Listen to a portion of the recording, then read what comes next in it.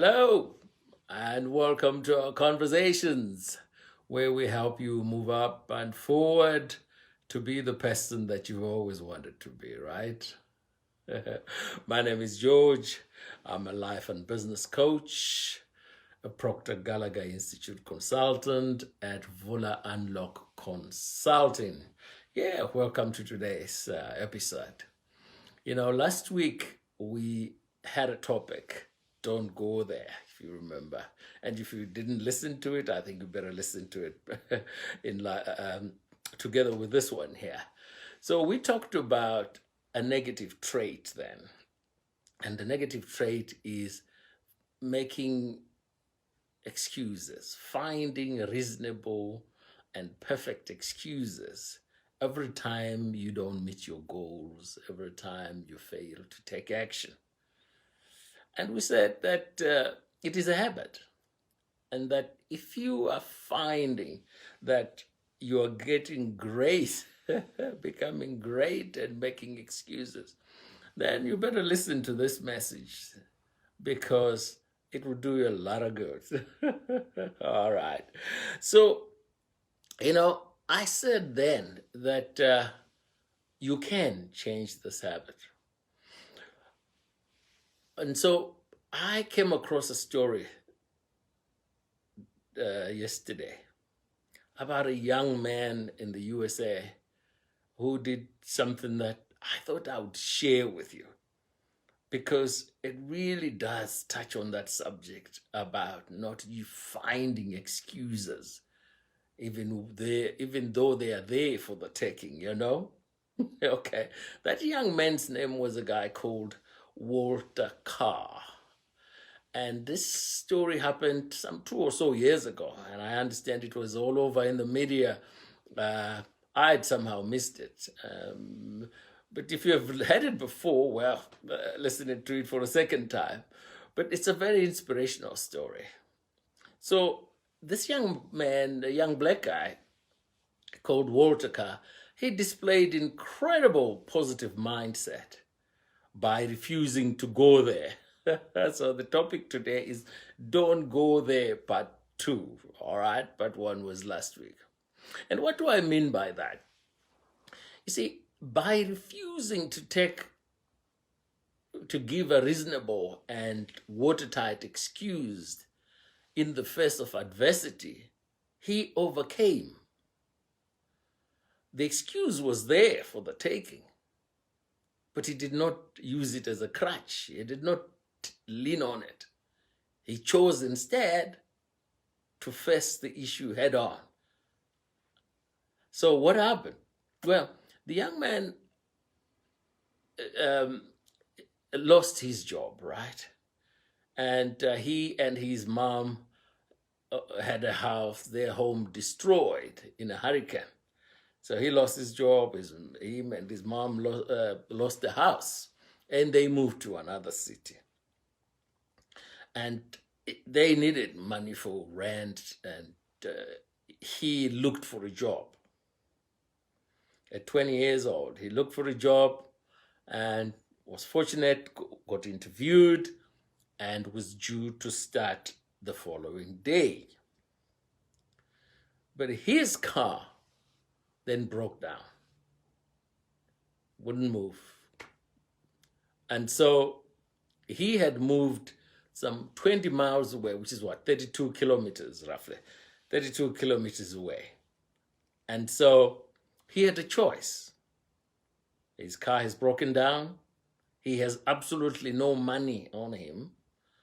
And so it would have been easy to say, hey, listen, I'm not going to go and work. In fact, at some stage, he wanted to phone the employer to say, listen, you gave me the job and day one is tomorrow. Unfortunately, I can't come.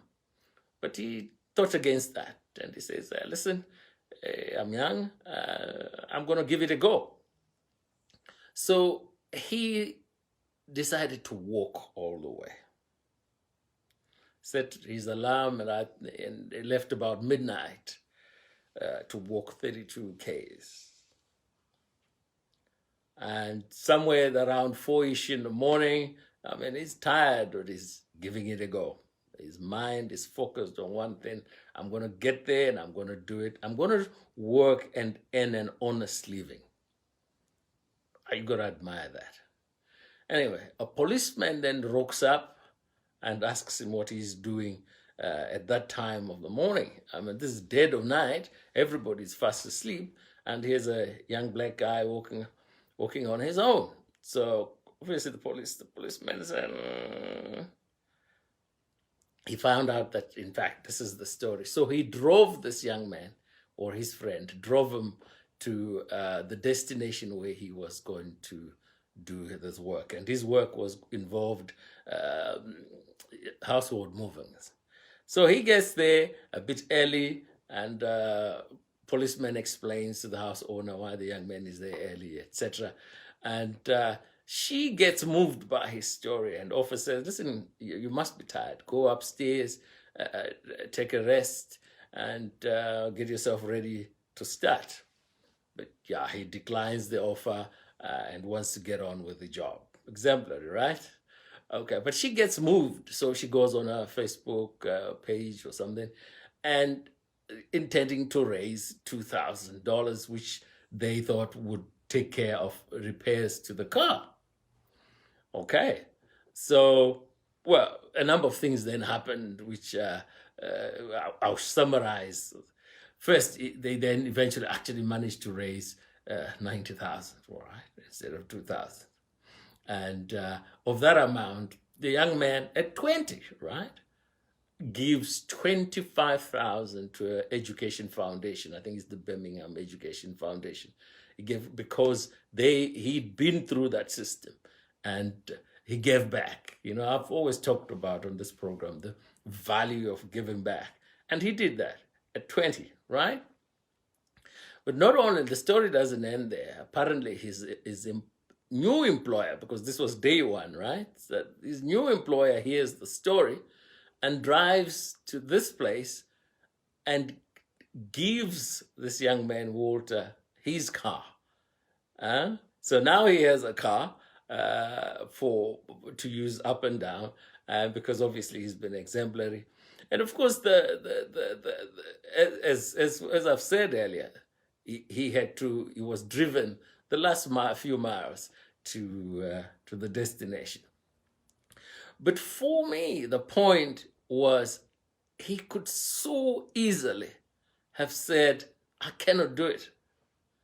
And if anyone had heard that story, that, listen, I can't do this, they would have understood. Sure, Walter, you know, it's understandable. You can't walk that long. But you walk in the dead of night, alone, to go and work lifting boxes into a car. I mean, that kind of dedication, for me, just showed the type of person he is. But I'm saying this story because I know that out there's thousands and thousands of Walters who are doing exactly the same thing, refusing to lean on excuses, refusing to make excuses, but choosing to act and acting in the process. And to those, I take my hat off. And I want to say, well done, and you will be rewarded for your efforts, no doubt. There are people who are doing it. But to the guy who uses excuses as a crutch, every time something comes up, there is an excuse, reasonable excuse. Well, it's a habit, as I said before. And don't use that habit. You can change a habit. And as we've said in the past, it's a paradigm. And habits can be changed. And as the habit changes, the behavior changes. As the behavior changes, the results change. And so, hey, this is what we're here for you, to help you get rid of some of those habits that you do not want, but you find they keep coming back to you. Because what? That's what habits are like. You need then to work positively to get rid of them. And yeah, sure. So as I said, this story was widely publicized, and for some reason I'd missed it. But I thought I would share it with you because it's quite inspiring. But I know there's a lot of you out there who are afflicted, as I want to say, by this problem, and you would want to change it. So act now. Do something about it. Get hold of us. We can work with you to get rid of habits that you do not want so that you can become that very person that you've always wanted to be. All right. My name is George. I'm a life and a business coach. I'm a Proctor Gallagher Institute consultant. I work with Bob Proctor and Sandy Gallagher. I'm a speaker also, and I'm a facilitator at Vula Unlock Consulting. And hey, listen, if you like this story or you like this message, hey, why don't you like it? Or share it with your colleagues. Connect with us. Visit our website and see what we've put up there for you and connect with us. And hey, stay positive. Stay positive. That's the way to be. And we'll talk again tomorrow. Be good now and bye-bye.